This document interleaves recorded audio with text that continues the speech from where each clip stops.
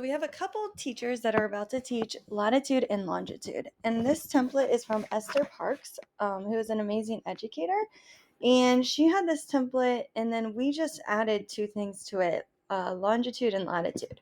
So what Esther Parks had is she has the students taking a virtual vacation to a destination, and they're going to use this website.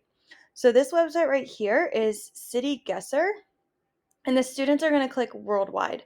Now, you might have them do like US or monuments, depending on what you're teaching, but since we're using longitude and latitude, we're going to do the worldwide one. Students are going to click guess, or you could do this whole group and you could click guess.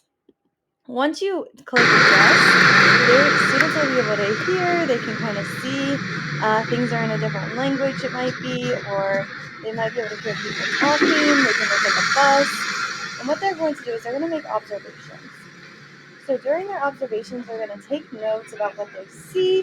They're going to look at the signs, the cars, the people, the weather, and maybe the language that they hear, maybe what shape some of these buildings are. And students are going to take note of that. Okay? Once they do that, students are going to make a guess.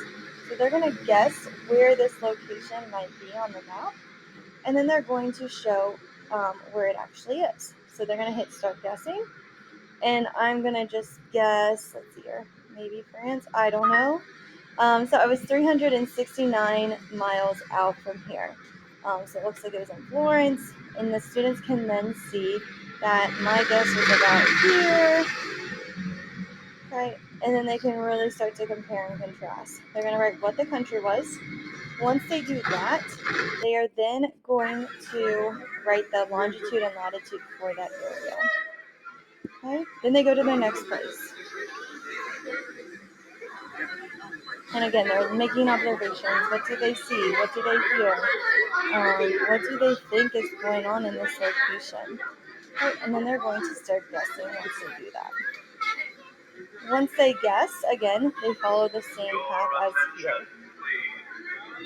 After they're finished guessing with their 5 different places, they're going to pick 2 places. So they're going to type location 1 here, and then a location 2 here. Once they have their 2 places, they're going to write what was different, and then what the places had in common. Okay, so they're just going to make some quick observations. And then I, again, had the students working in groups for this activity. And so if you, Future Design School created a file and link generator. And so it's really cool how this works. So I'm going to go ahead and pull up this one right here.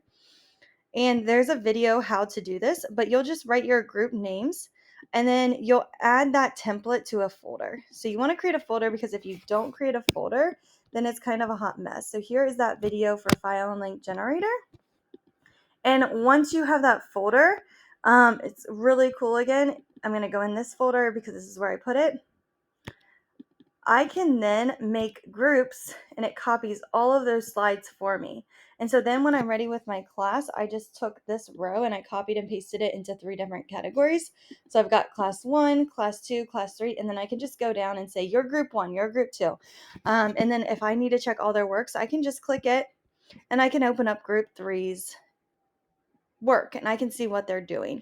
So there's not a ton of emails coming at me. There's not that confusing thing of who's sharing with who. All students just go in here and they click.